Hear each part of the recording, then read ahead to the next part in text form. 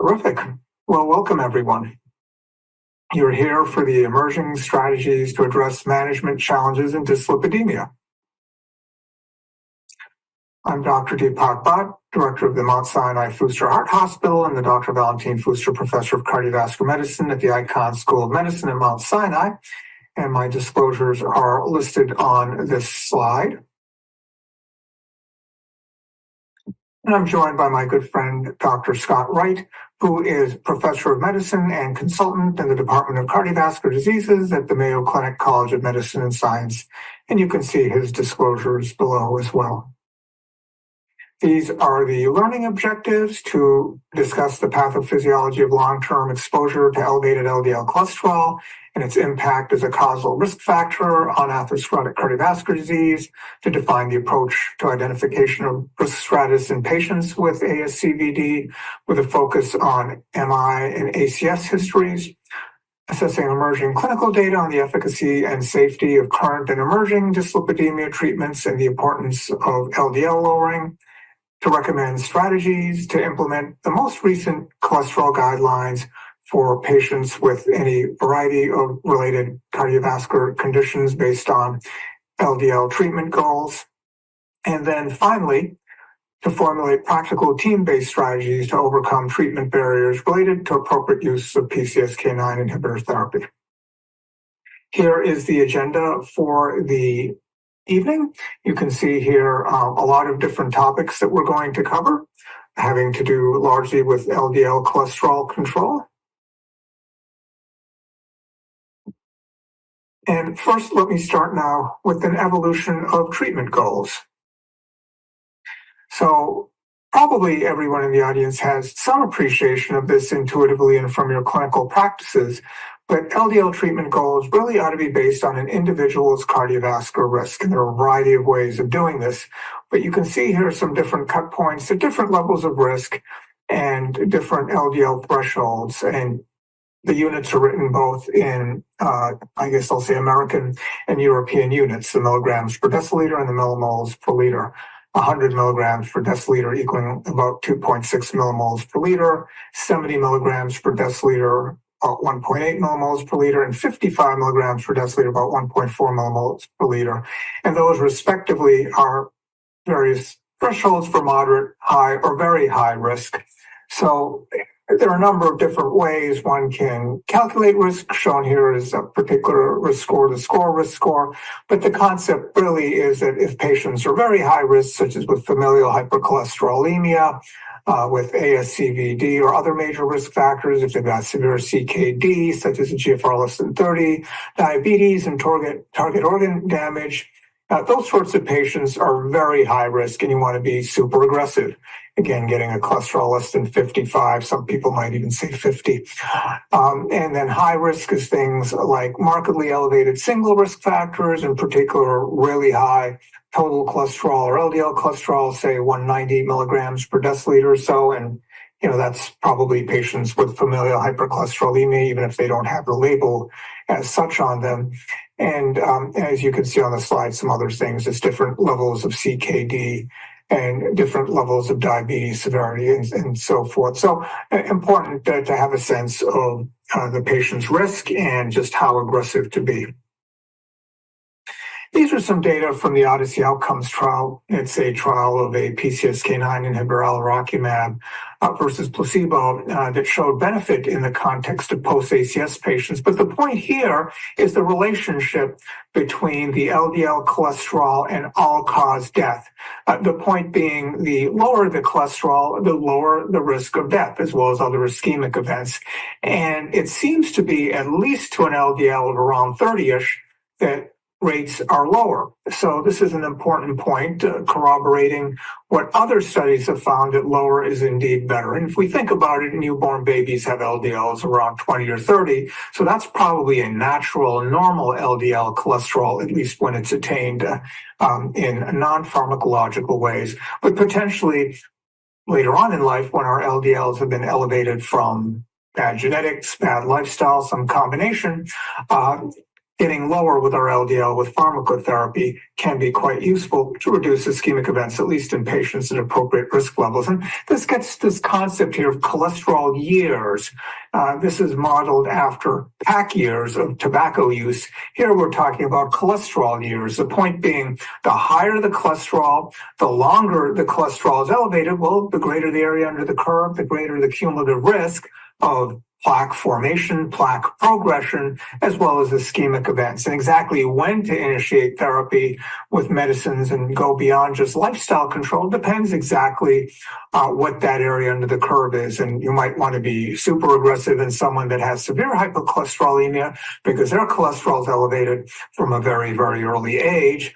Whereas someone that has a low LDL cholesterol lifelong due to good genetics and lifestyle and so forth, there you might not initiate therapy until there's some reason to initiate therapy, such as evidence of plaque and so forth. So it really depends exactly where on the spectrum patients are, how aggressive you might be. Well, let me turn things over now to Dr. Wright for the next segment.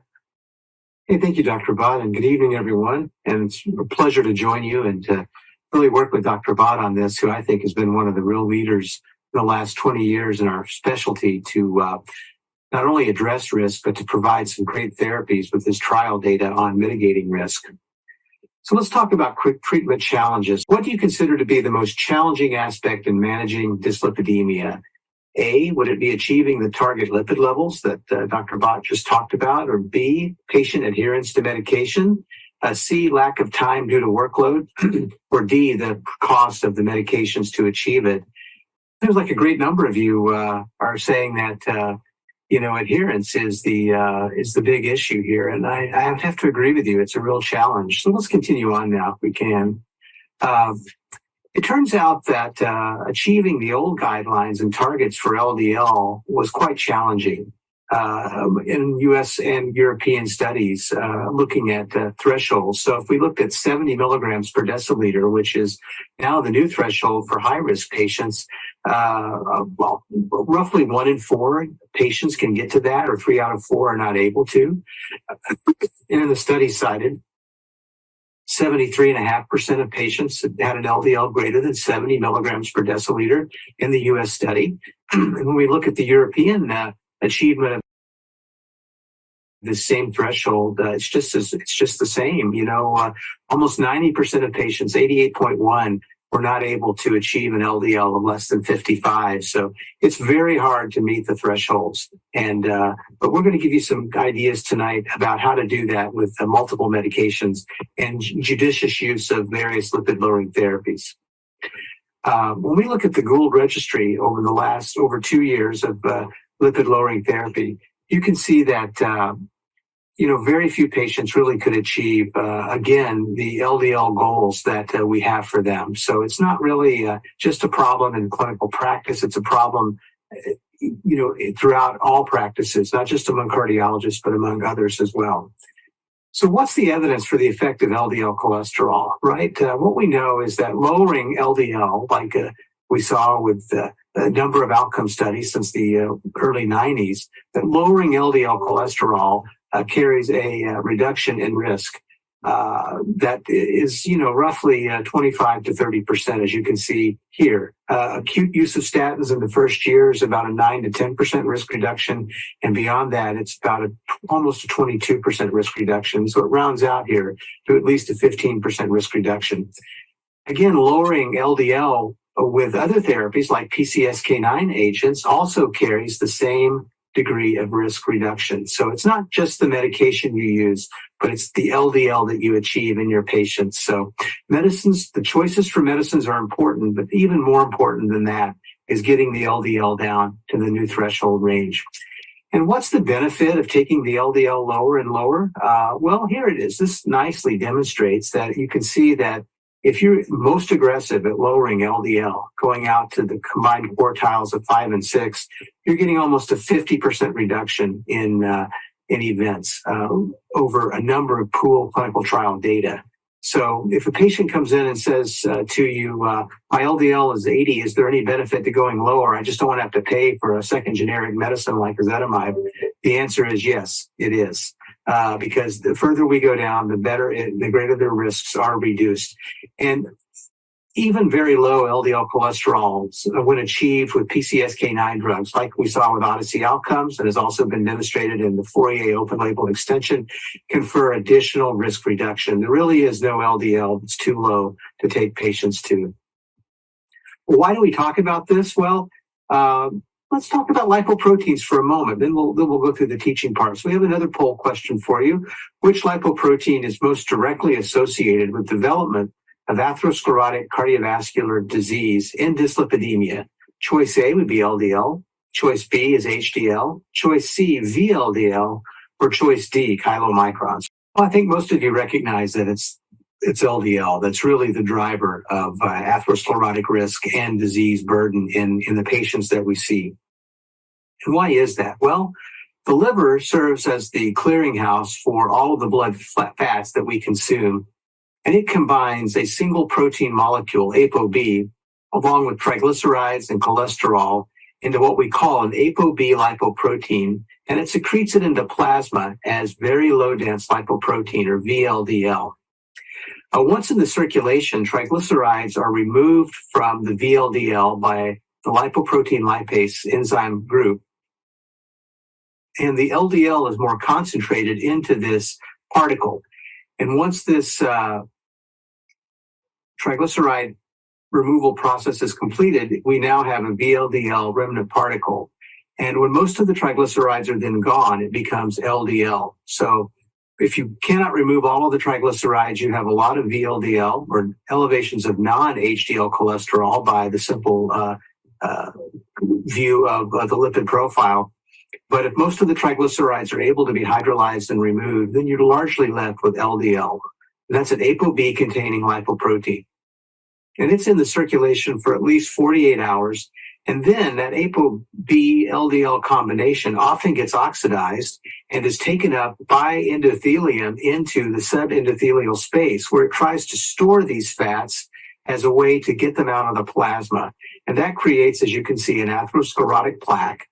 And then the presence of the oxidized LDL and sometimes VLDL draws in other inflammatory cells like tissue macrophages that come from circulating monocytes. And then this results in what we consider to be more than a fatty streak, but a mature plaque. And if enough inflammation accompanies this, the fibrous cap of that plaque is then weakened, and the patient can actually see a rupture of the fibrous cap, and they can have an acute coronary syndrome. And you can see that just as a higher gradient of LDL in plasma drives the formation of atherosclerosis, so a lower gradient of LDL then to some extent reverses the atherosclerotic burden. It clearly arrests the development of plaque, and in many cases, that plaque can then positively remodel into a less risky plaque, and the patient has a lower risk of an acute coronary event.